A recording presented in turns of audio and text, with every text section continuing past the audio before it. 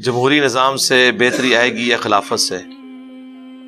میرے بھائی نہ خلافت سے کچھ ہونا ہے نہ ڈیموکریسی سے کچھ ہونا ہے. وہ غامدی صاحب والی بات ہے, ہم نے کافروں کے رول بھی ایمانداری سے اپلائی کیے ہوتے ہیں نا, تو اس کی برکات بھی نظر آ جاتی ہیں. جب قوم کے چھوٹے سے لے کر بڑا تک ہر شخص دوسرے سے قربانی مانگ رہا ہے, خود کوئی قربانی کرنے کے لیے تیار نہیں ہے, تبدیلی کہاں سے آنی ہے میرے بھائی؟ کبھی نہیں آنی. یہ جتنے لوگ آ کے آپ کو غریبوں کا درد بتا رہے ہیں, ان سے یہ پوچھیں کہ تم لوگ کیوں اتنے بڑے بڑے محلات میں رہ رہے ہو؟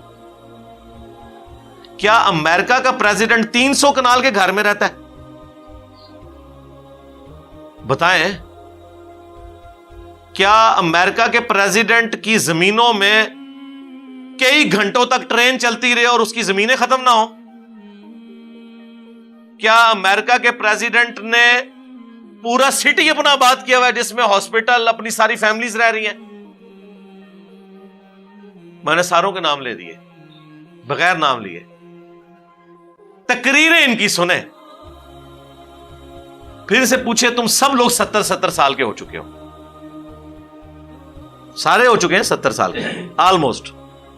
ہمارے جتنے پولیٹیکل لیڈرز ہیں اس وقت بڑے, نواز شریف صاحب, زرداری صاحب, مولانا فضل الرحمان صاحب, عمران خان صاحب, ان سے پوچھو کہ اب تم نے کتنا عرصہ زندہ رہنا ہے یار؟ چلو 100 سال کیلکولیٹ کر لو, ویسے تو مجھے لگتا ہے ان میں سے کوئی 100 پہ پہنچے گا. 100 کے حساب سے کیلکولیشن کر کے اپنا پورا معاملہ رکھ لو, باقی دے دو نا یار. قوم کا درد سینے میں ہر دوسرے دن دودھ اترا ہوتا ہے اس قوم کے لیے آپ کے, ٹھیک ہے؟ تو یار اپنی جیب ڈھیلی کرو نا, خود اپنا لیونگ سٹینڈرڈ تھوڑا سا نیچے لے آؤ اور وہ مال اللہ کی راہ میں خرچ کرو. ہم نہیں کہتے کہ تم پاکستان کی اسٹیٹ بینک کے پاس وہ مال رکھواؤ, نہیں, خود اپنے ہاتھوں سے خرچ کر دو, جہاں بہتر سمجھتے ہو لگاؤ. ایک ایک جلسے پہ ان کے 10 15 کروڑ روپیہ لگ رہا ہے اور نکل رہا کیا اس میں سے؟ چند ٹی وی اینکرز کی نوکری کہ وہ اس جلسے میں ہوئی بھی تقریر کو ڈسکس کریں گے. وہ سرکار تقریر آپ گھر بیٹھ کے کر لیں سوشل میڈیا کے ذریعے, تب بھی آپ کی تقریر جو آپ نے بونگیاں ارشاد فرمانی ہے وہ ڈسکس ہوں گی. وہ بونگیاں آپ گھر میں بیٹھ کے ایک ویب کیم کے اوپر یا ایک کوئی کیمرہ لگا کے اس میں مار لیں تو ٹی وی اینکرز کی نوکری پھر بھی کھل جائے گی. اس کے لیے 15 کروڑ کا جلسہ کروانے کی کیا ضرورت ہے؟ 10-15 کروڑ ایوریج ہوتا ہے وہ لائٹنگ کا, اور باقی سارے خرچے آپ دیکھیں خود بتاتے ہیں. اب مجھے بتائیں, یہ اتنے جلسے کروا رہے ہیں تو کیا ان کے گھروں میں کوئی سونے کے درخت لگے ہوئے ہیں جو توڑ رہے ہیں؟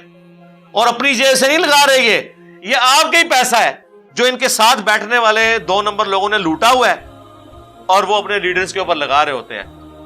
انہی لیڈرز کی ناک کے نیچے انہوں نے یہ حرام کمایا ہوتا ہے, اور ان میں وہ لیڈر بھی شامل ہیں جو کہتے ہیں کہ جی ہم نے کبھی حرام نہیں کھایا.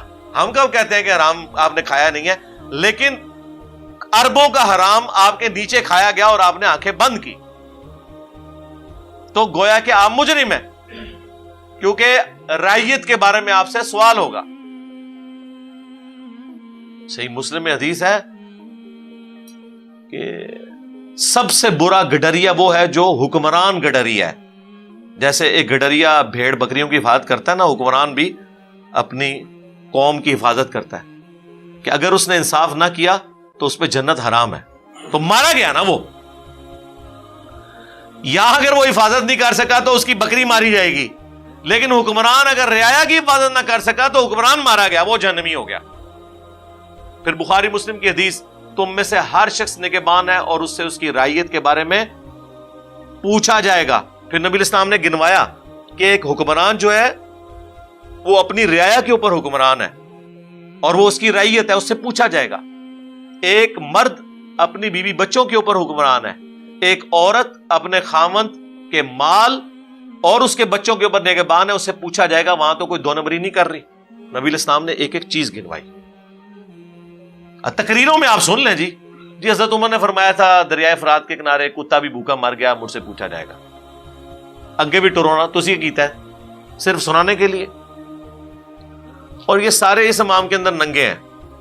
آپ کی عقیدت کسی کے ساتھ وابستہ ہوگی, آپ کو اس کے بارے میں نہیں پتا ہوگا, اور اس کی معصوم شکل سے اور معصوم تقریروں سے آپ دھوکہ کھا کے سمجھ رہے ہوں گے کہ نہیں یہ بندہ اچھا ہے, لیکن حقیقت یہ ہے کہ سب کا پول کھل چکا ہے. ہمیں تو خیر پہلے ہی پتا تھا, آپ کو کچھ عرصے بعد پتا چلتا ہے. وہ ہمیں کوئی لوگ کہہ رہے ہوتے ہیں جناب کہ جی آپ نواز شریف صاحب نے اتنا ڈلیور کیا اس نیشن کو، آپ عمران خان کے ساتھ نواز شریف کا نام کیوں لیتے ہیں؟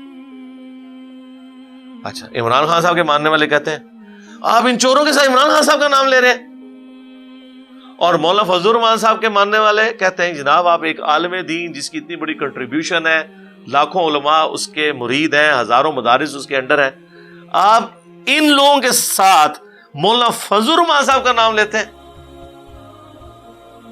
وہ سارے اپنے لیے وہی عقیدتیں رکھتے ہیں۔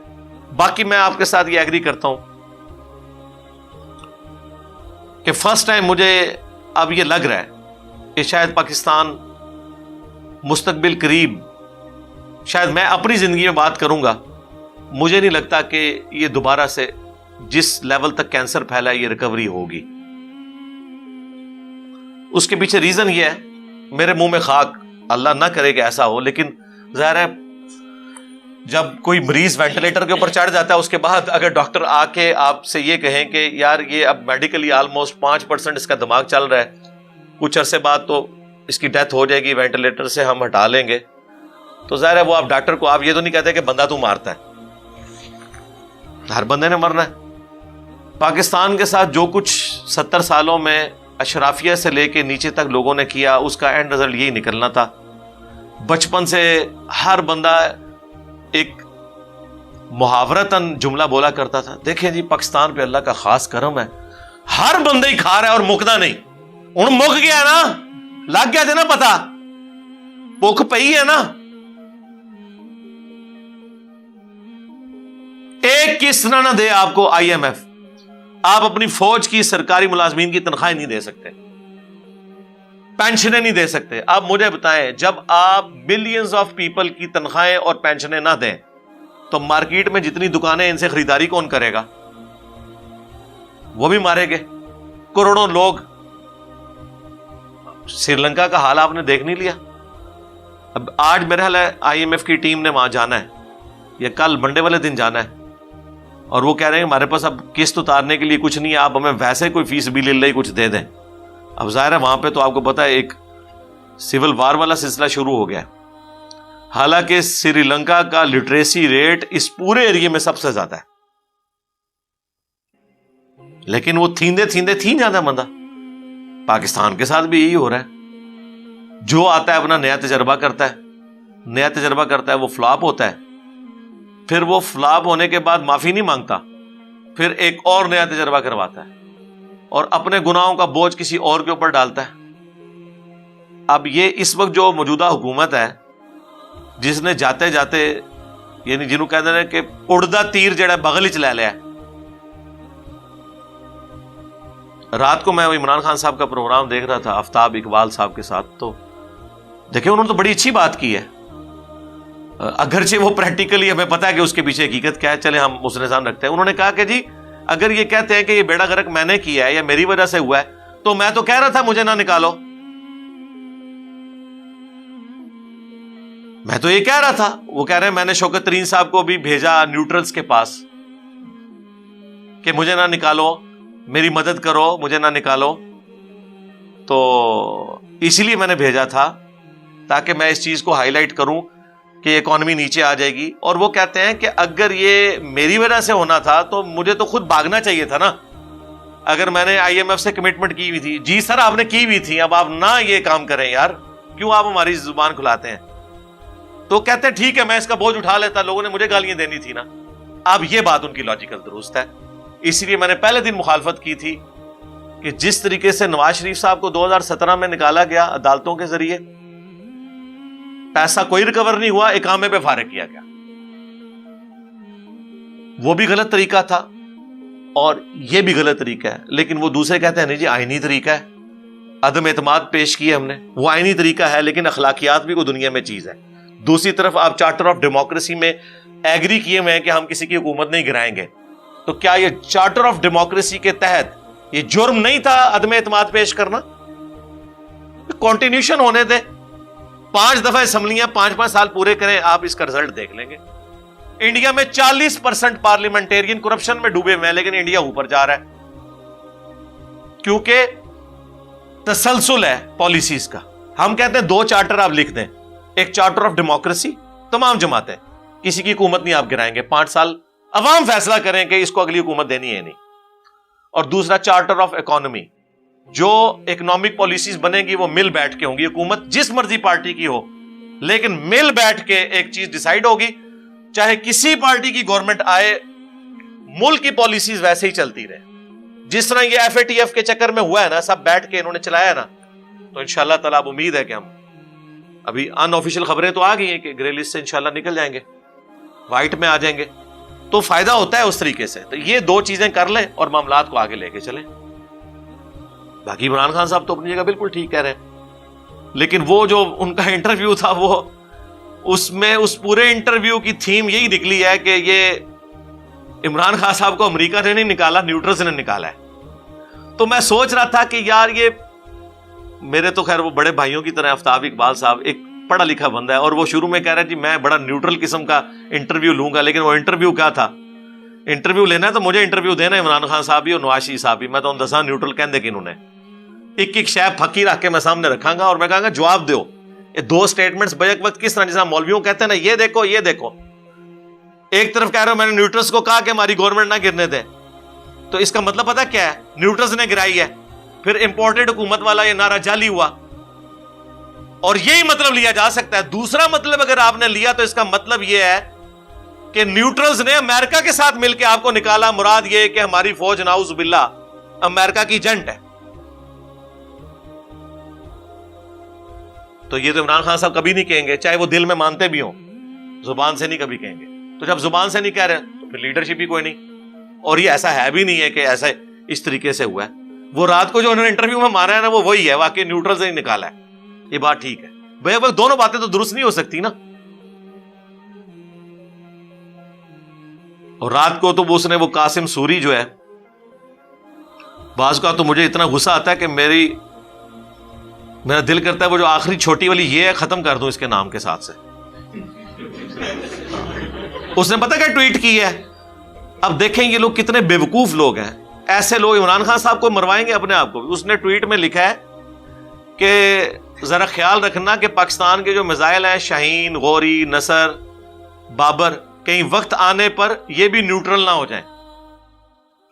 یعنی پاکستان کے ڈیفنس کے پروگرام کو، جس کا تعلق فوج کے ساتھ صرف اتنا ہے کہ فوج اس کی حفاظت کرتی ہے، یہ سب سویلینز ہیں جنہوں نے یہ سارا پروگرام بنا کے آپ کو میزائل اور ایٹامک ٹیکنالوجی دی ہے، جن کا کوئی تعلق نہیں ہے ان کے ساتھ، جن کو آپ نیوٹرلز کہتے ہیں، سوائے اس کے کہ ان کو بجٹ گورنمنٹ ان کے ذریعے دیتی ہے، اور ظاہر ہے وہ بجٹ بھی سول لوگ ہی دے رہے ہوتے ہیں نا، یا ان اکوپمنٹ کی حفاظت ان کے ذمہ ہے۔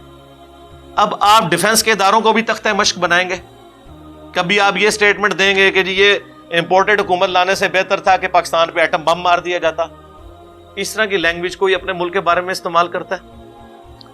کبھی آپ یہ کہیں کہ جی ہم اس سے بہتر ہے کہ ہم افغانستان میں چلے جائیں اس کو چھوڑ کے، اور یہ کون ایک صوبے کا وزیر اعلیٰ کہہ رہا ہے؟ یہ ان لوگوں کا آپ انٹلیکچوئل لیول دیکھیں۔ لہٰذا میرا خیال ہے وہ جو اگلے دن ہوٹل میں ایک بندے نے کھڑے ہو کے عمران خان صاحب کو کہا تھا کہ یہ جو آپ نے چاپلوس لوگ ارد گرد اپنے بٹھائے ہوئے ہیں یہ آپ کو مروائیں گے، اتنی بڑی داڑھی تھی، اور بالکل صحیح کیا سی جو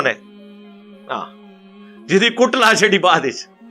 اور یہی ہوتا ہے جب اس طرح کے لوگ آتے ہیں نا، جو پورے اخلاص کے اندر کسی کو سمجھا رہے ہوتے ہیں، تو اس وقت ان چیزوں کی طرف توجہ نہیں۔ مجھے بھی واقعی اس وقت اب صورتحال ملک کی سنبھلتی ہوئی نظر نہیں آ رہی، کیونکہ ڈیمیج بہت بڑے لیول کا ہے۔ دیمک چاٹتی رہتی ہے، اچانک ایک دن درخت نیچے آ جاتا ہے۔ ہم بچپن سے سنتے ہیں دیکھو جی پاکستان نیچے مکدا، اس طرح ہوتا ہے یار، کوئی چیز نہ ختم ہو، اتنی بے دردی سے آپ خون کریں کسی چیز کا، تو آہستہ آہستہ آہستہ معاملات اس طرف چلے گئے۔ ابھی بھی اگر ہم اکٹھے ہو کر معاملات کو سنبھالیں تب بھی کئی ڈیکیز چاہیے اس کی ریکوری کے لیے۔ میرے پاس تو صرف یہ سلوشن ہے، نمبر 1، جو لوگ افورڈ کر سکتے ہیں اپنے بچوں کو باہر کے ملکوں میں بھیج دیں پڑھنے کے لیے، سیٹل ہونے کے لیے، کم از کم وہاں سے ریمیٹنس آئے اور یہ ملک چلے آگے۔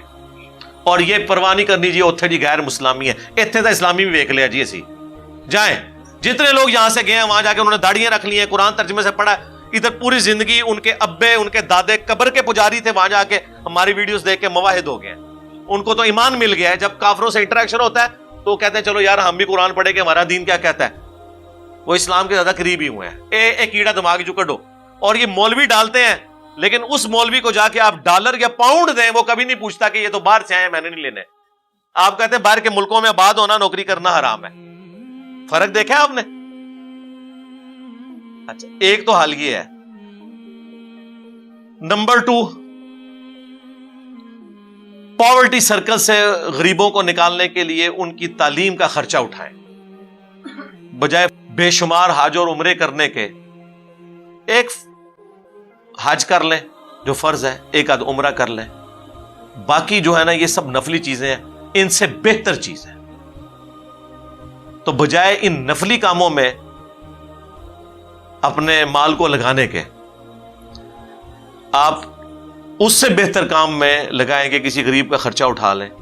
پاکستان جیسے غریب ملک میں کسی کو غربت کے دائرے سے باہر نکالنا ہے تو آپ کوئی ایک بچہ پڑھا دیں. اور اکثر لوگ جو ہیں اپنے بچوں کو پڑھا نہیں پاتے, بچے بہت لائق ہوتے ہیں صرف خرچے کی وجہ سے. اب تو کالج یونیورسٹیز کے خرچے آپ ذرا دیکھیں, تو اس طریقے سے اوپر آ سکتا ہے ملک. نمبر 3 یہ ہے کہ آپ جتنی کوشش کر سکتے ہیں اللہ کی راہ میں خرچ کریں, اپنے غریب لوگوں کے اوپر پیسہ لگائیں. بجائے مڑ مڑ کے اپنے لوگوں کو ہی خرچ کرنے کے, آپ کے گھروں میں جو کام کرنے والے ہیں, آپ کے جو رشتہ دار ہیں, آپ کے محلے دار ہیں, تھوڑا بہت جو آپ ان کو سپورٹ کر سکتے ہیں وہ سپورٹ کریں, اپنے ساتھ شیئر کریں. اس بری صورتحال میں بھی میں آپ کو بتا دوں, یہ ملک صرف غریب اور middle class, lower middle class کے لیے اس وقت مشکل بنا ہوا ہے. ادروائز جو ایلیٹ کلاس ہے نا, او تے جناب اونا دا دسے کیوئیس تے سرکڑا ہی ویچ ہے جی. آئیڈیل موقع ہے اس وقت, ان کا مال ملٹی پلائی ہو رہا ہے, ان کو نہیں فرق پڑ رہا. یعنی اگر آپ کہیں گے کسی پراپر ڈیلر کو فرق پڑ رہا ہے جو بڑے لیول کا ہے, کسی فیکٹری آنر کو جو بہت بڑے لیول کا ہے اس کو فرق پڑ رہا ہے, نہیں. وہ تو باہر سے اگر مال پہلے منگوا رہا تھا $1,00,000 کا, اب آ رہا ہے $1.5 کا, تو وہ آگے اتری قیمت بڑھا دے گا, اسے تو کوئی فرق نہیں پڑتا. فرق عام بندے کو پڑ رہا ہے. جس کی تنخواہ 8 سے 5 سال پہلے 50,000 تھی, اب بھی 50,000 ہے, لیکن اس تنخواہ کی ورتھ 20,000 رہ گئی ہے. تنخواہ 5,000 ہی ہے, ورتھ قیمت اس کی 20,000 رہ گئی ہے, کیونکہ چیزیں مہنگی ہو گئی ہیں نا. تو فرق پڑ رہا ہے اس طبقے کو جو بہت امیر طبقہ ہے. تو سرکار تھوڑی باقیوں کو بھی ساتھ لے کے چلیں یار, ملک کے اندر اکنامک ایکٹیویٹیز جنریٹ کریں. چوتھا سلوشن میرے نزدیک یہ ہے کہ سی پیک ایک اب آخری امید کی کرن ہے کہ اس کے اوپر تھوڑی توجہ دی جائے. اور اس کے ساتھ آپ کو پتا ہے انڈسٹریل زون بھی بننے تھے, کتنے لوگوں کی نوکریاں کھلنی تھی یار. سی پیک کی مد میں صرف آپ کو سال کا $4 ارب ٹیکس کی مد میں مل جانا تھا. اتنا ہی آپ کے بجٹ کا خسارہ ہوتا ہے. آپ کو پوری زندگی IMF جانے کی ضرورت ہی نہیں پڑنی تھی. $4 ارب بغیر کچھ کیے ہوئے ملنا تھا. صرف یہاں سے جو ٹریڈ ہونی تھی نا, اس کے جو ٹیکسز ہیں, جو کرایہ آپ نے وصول کرنا تھا, وہ آپ کو ملنا تھا. اس کو بھی آپ نے دیکھا کس طریقے سے سازش کر کے معاملات کو چلایا گیا. تو دلیری تو دکھانی پڑے گی نا, اور کال اور فیل میں تضاد نہ ہو. اور میں تو کہتا ہوں آپ یہ جو بڑے بڑے میٹرز ہیں نا, ان کو تو کیمرے میں ڈسکس کریں تاکہ ماننے والوں کو اپنے لیڈرز کی 2 نمبریاں پتہ چل جائیں. یہ اتنے بے ایمان اور 2 نمبر لوگ ہیں, میڈیا کے سامنے آ کے اور سٹیٹمنٹ دیتے ہیں, اندر سے انہیں بھی پتا ہوتا ہے یہ معاملہ اس طرح نہیں ایسے تھا. لیکن یہ اگر میڈیا پہ آ کے مخالفین بھی ان کے بیٹھے پوائنٹس ڈسکس کریں تو آپ کو سب کی 2 نمبری کھل جائے گی. ڈاکومنٹیشن تو ہوئی بھی ہے نا. یہاں بات کر رہے ہوں گے ہم رشیا سے تیل لے رہے ہیں, ادھر رشیا کا سفیر کہہ رہا ہوگا جناب ہمارے ساتھ تو کوئی ایسی بات ہی نہیں ہوئی ہے, نہ کوئی ایگریمنٹ ہوا ہے. ہاں ایک لیٹر ہے, وہ بھی آخری دن کسی نے لکھ دیا تھا گونگلوں سے مٹی جھاڑنے کے لیے. اور جس نے لیا تیل دیکھیں کیسا تیل نکالا ہے اس کا, انڈیا کا. عربی جو کبھی گستاخانہ عبارتوں پہ منہ نہیں کھولتے, کبھی فرانس کا بائیکاٹ نہیں انہوں نے کیا, کبھی ہالینڈ کا نہیں کیا, جنہوں نے حکومتی لیول کے اوپر رسول اللہ کے خاکے بنوائے, ایک جملہ نہیں یہ بول سکے, ان کی پروڈکٹس کا بائیکاٹ نہیں کیا. انڈیا کے ایک ٹی وی ٹاک شو میں ایک عورت نے، ایک مسلمان نے ایک بکواس کی، اس کے جواب دیتے ہوئے اس نے بکواسیات کی، اس بات کو اٹھا کے جس کے بعد اس نے معافی بھی مانگی، اس پہ مقدمہ بھی ہوا، اس کو اتنا ہائی لائٹ کیا کہ پروڈکٹس کا بائیکاٹ کر دیا. تو آپ کو سمجھ آنا چاہیے کہ گھالوچ کوئی اور ہے پیچھے. پھر آپ کو پتا ہے وہ ہیں جن کو عمران خان صاحب امپورٹڈ کہتے ہیں. ٹھیک ہے، تو بہت بڑے لیول کی گیم ہو رہی ہوتی ہے. یہ اتنا آسان معاملات کو لے کے چلنا نہیں ہوتا. بہرحال ان تمام چیزوں کے باوجود ہم نے تو یہیں پہ رہنا ہے. علادہ بات ہے، جو ہمیں محب الوطنی کے درس دے رہے ہیں، جو ہمیں ملی ترانے سنا رہے ہیں، ان سب کے پاس ڈبل نیشنلٹیز موجود ہیں. نہ بھی ہوں، باہر ان کے معاملات بالکل سیٹل ہیں. شہباز شریف صاحب جس وقت چاہیں باہر سیٹل ہو سکتے ہیں، کوئی مسئلہ نہیں ہے. زرداری صاحب کے لیے کوئی مسئلہ نہیں ہے. عمران خان صاحب کے تو بچے باہر ہیں، ایکس بیوی باہر ہیں، ان کے لیے بھی کوئی مسئلہ نہیں ہے. کسی کے لیے کوئی مسئلہ نہیں ہے. نواز شریف صاحب ایسے ہی باہر بیٹھ کے محب الوطنی کے درس ہمیں دے رہے ہیں. اور ایک مکے لہرانے والے محب الوطن ایکس ہمارے ڈکٹیٹر صاحب تھے، وہ بھی ماشاءاللہ باہر بیٹھ کے تو ہاسپٹل سے محب الوطنی کے درس دے رہے ہیں، جو آج کل شاید وہ واپس بھی ان کو لانے کے سوچ رہے ہیں. باہر جا کے سارے ماشاءاللہ درس دیتے ہیں. اور حقیقت بات ہے جو میں اکثر کہتا ہوں نا، کہ ایئر کنڈیشن گاڑی میں بیٹھ کے، ایئر کنڈیشن کوٹھی کے اندر بیٹھ کے جھولے پہ جھولتے ہوئے یہ کہنا اللہ کے نبی چٹائی پر بیٹھتے تھے، یہ بہت آسان ہے، کیونکہ آپ نے تو چٹائی پہ بیٹھنا ہی نہیں ہے. اسی طریقے سے ہمارے پولیٹیکل لیڈرز کے لیے اس طرح کے بھاشن دینا، ہمارے ریاستی اداروں کے بڑوں کے لیے ریٹائرمنٹ کے بعد عیاشی کی زندگی گزارتے ہوئے یہ کہنا کہ پاکستان ہی ہمارا اوڑھنا بچھونا ہے، ہم نے اسی مٹی میں مرنا ہے. ٹھیک ہے، وہ صحیح کہہ رہے ہوتے ہیں، مرنے کے بعد لاشیں ہی ادھر آتی ہیں، وہاں نہیں دفناتے، اس لیے وہ کہتے ہیں کہ اسی مٹی میں مرنا ہے. اس مٹی میں جینا نہیں ہے، مرنا ہے. اور تمہارے جنازے ہم نے پڑھنے آ کے ادھر، اور جدھر تم نے پوری زندگی گزارنی ہے وہاں کسی نے تمہارا جنازہ نہیں پڑھنا. وہ جینا مرنا اس مٹی کے لیے نہیں ہوتا، صرف مرنا ہی ہوتا ہے. اور بھی مرنے کے بعد یا حالت نزع میں، یا جب ڈاکٹرز جواب دے دیں. آپ کو جو ہے نا کہانیاں کرا کے رکھی ہوئی ہے. تو اب اس میں ایجوکیٹ ہونے کی ہمیں بھی ضرورت ہے، ہمیں بھی پتہ چل جانا چاہیے. باقی ان تمام چیزوں کے بعد اسی سسٹم میں رہ کے آہستہ آہستہ لوگوں کو ایجوکیٹ کریں، انشاءاللہ تعالی بہتری آئے گی انشاءاللہ.